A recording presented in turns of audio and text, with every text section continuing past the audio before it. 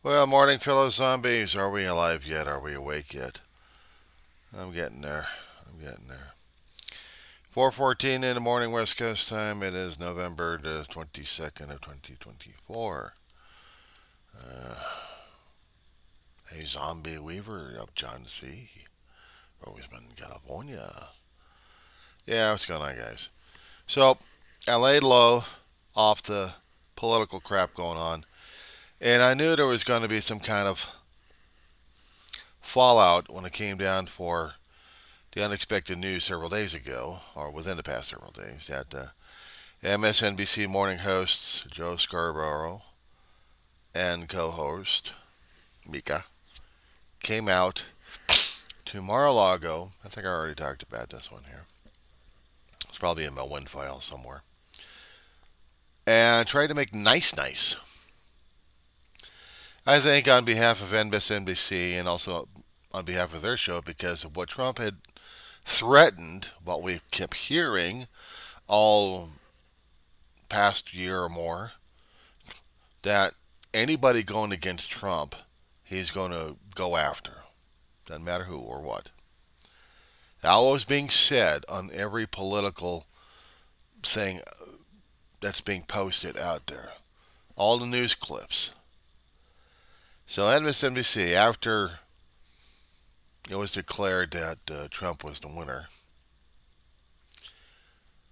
they went out there to make nice. And they sent the two top media out there. The independents, past few days, have been chewing on them. Just having a field day on them. The majors of the independent. And now the miners are still picking up trail ends on this one. This is what happens when you're piranhas anyway. Or even pilot fish. I think they're pilot fish. That get the scabs off the major predators. The tag-alongs. But this is salvaging and saving everyone else's butt. See, the past few years, since January 6th of 2020, this should have been expected. If Trump was going to be running again, and I don't know if it was expected or not, probably was, what would happen if he ran and won again? And would he be the vindictive bastard? Now, according to what the Morning Joe team was saying, he seemed to be pleasant, congenial. He kind of reminded me of a cartoon character called Wilson Fisk from the Daredevil cartoons and from the Marvel universe. You'd be playing nice with the ring, with the kingpin, and this is what you get. He's owned your ass. MSNBC, you're owned. You're owned. He owns your ass. He owns every one of your guys, including your top media guys. You guys have been punching it and pushing the agenda, so is every other independent out there concerning about what Trump is going to be doing or threatening to do to media, that you panicked. And now people are jumping on your ass. And this is what's happening. And they wouldn't talk about it further. But the independents will talk about it. The independents will talk about him. They've already posted. And they're having conniption fits over it. And they're laughing, they're arguing, and they're wondering why. And then they say, well, we figured that they'd capitulate because they want to keep their money. If there's going to be tax cuts, they'll be saving their money. Always about money. No, it's also talking about saving their companies. If Trump goes after them through, let's just say through the FCC, or somehow manages to get Congress to maneuver one way or another to get executive orders or even laws going, How would the media corporations be responding to this, or the individual companies? Or are they going to be sued?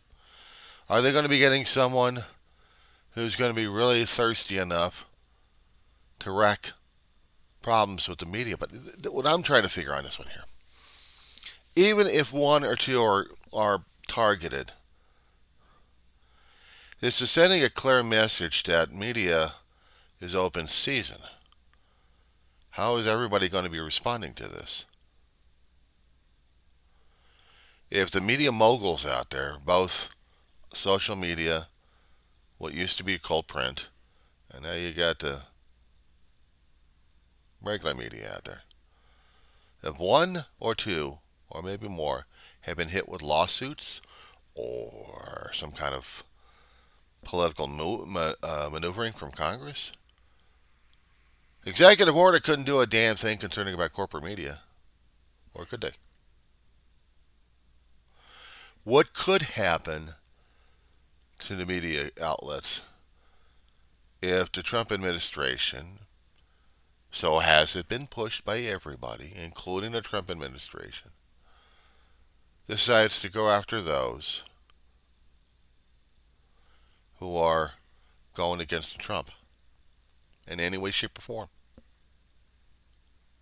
And what would be the backlash? Jack Smith, one of those special prosecutors out there, he was trying to get this federal case going. He was going to nail Trump to the wall concerning about the documents being stored improperly and accessed. Top secret documents that shouldn't be seen by anybody, but haphazard stored over at Mar-a-Lago. And there was other things happening out in Georgia that we were trying to go after Trump. Now, because he's got in there, there's no way in hell to get him. But before he was going into before he got into the office, actually before he got elected into it, they were on a kill. They were going to get him, but you'll have a judge here and a judge there saying no, stalling, stalling, stalling. And the stall tactic worked. So now they have to hide. They have to resign. They have to now make themselves less publicly known. Reduce their visibility. Because if they don't, they're in for it and they know it. Welcome to the next Trump era that we've got right now. Instead of having a country moving forward, we're moving backwards. It's just now we're going to be worrying about retribution. And I'm looking for the damn cockroaches to rain down, literally. And they're on the roof again. See, I work and live in an environment of the roaches. I might use them for metaphysical. I might use them for an example, one way or another, but still. I got roaches all over the damn place. Who would you consider the roaches? If we're going to be elevating them into an example here, are the roaches the ones trying to kiss ass, or are the ones that are going to be squished by Donald Trump? This is what we've been hearing. This is what it's been pushed over the past 4 years, or along that time, and this is what we got to deal with. So anything we say, is it going to be squished? Are we going to be squished? Are we going to be the bugs that are going to be squished? We dare to say stuff because we're reporting and reverberating back what Trump was saying. He says, oh, no, no, no, I didn't say that. It's like going into an echo chamber. And you're going, hey, hey, all the time. And then you hear this, bite me. Clear and concise. No reverberation. But you're in a sound box, bouncing the hey, hey, hey all about, and then you hear this, bite me? Where'd that come from? That makes sense. See, this doesn't make sense either. We're getting it with the reverberations left and right of everybody else to keep telling us and showing us what the Trump administration is going to be saying and doing, and then what everyone else is freaking out about, and what they're jumping on a one particular bandwagon, and by the time Trump's administration wins, courtesy of the voters, which I blame, I mean, we got pushed, and the voters made a decision from getting pushed. Would Harris been a better choice? I think she would have been a hell of a lot easier on the media. But it's Trump, unless you're going to be kissing the ring of the kingpin. So basically, they're kissing the ass on a kingpin. Has CNN done it? We haven't heard anything about it. Has CBS, NBC, and ABC done it? We haven't heard reverberations yet. So this is the thing. What are we hearing? What are we feeling? Because now everyone's got to be kissing the ass of the kingpin. And again, I blame the voters because they weren't educated enough to see past their own noses, to see what kind of an egomaniac we're dealing with here. He has been making all those damn promises. But everyone keeps thinking, he's going to solve, he's the one. Guess what? What they're afraid of, and what I'm waiting for, is to push back from him. He's already got this DOGE office. They're going to be cutting waste. The problem is, they got to create it in Congress. They got to get the budget for it. You just can't make it out of thin air. Unless, of course, you're going to send these two idiots who are not even voted in. They've been Swami and the Muskhead.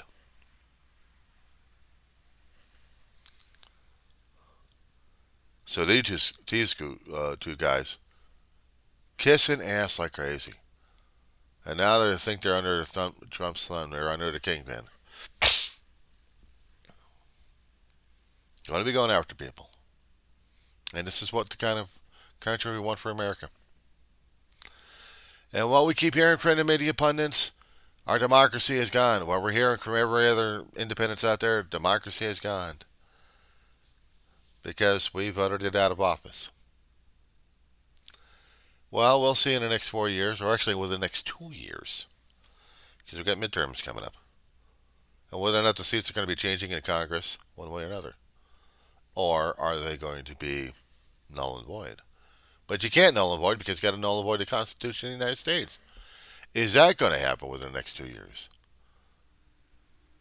And the media, who's supposed to be the people going after government to keep them accountability here, well, they lost their touch apparently. Because they're going to be kissing the ring. We all know where this is coming from. Money talks and bullshit walks. So all we heard was past 4 years bullshit. Now, MSNBC had responded. Money talks, bullshit walks. Unfortunately, they've been shoveling the bullshit we've been hearing from Trump's office. Is he actually going to cut corners? Is he going to be slicing and dicing the people's jobs out of existence? Departments going to be disappearing? Is it going against the Constitution? Is he going to be redrafting the Constitution? Is he going after people? Is he going to be doing these things? Because we already seen what the first 4 years of Trump was and how he wanted to maintain power. He was willing to throw people under a bus just to keep his power base by having them go against the democratic process for a smooth transition. Screw that. He wants the power. He demonstrated that. It was already put through a congressional hearing twice. He got impeached twice. Never convicted, but he got impeached. And still he's in office. Oh yeah, this particular century, we're going to see how if America is going to stand up or we're going to stand down.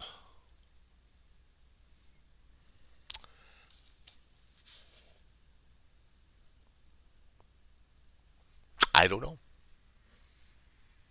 I still blame the voters.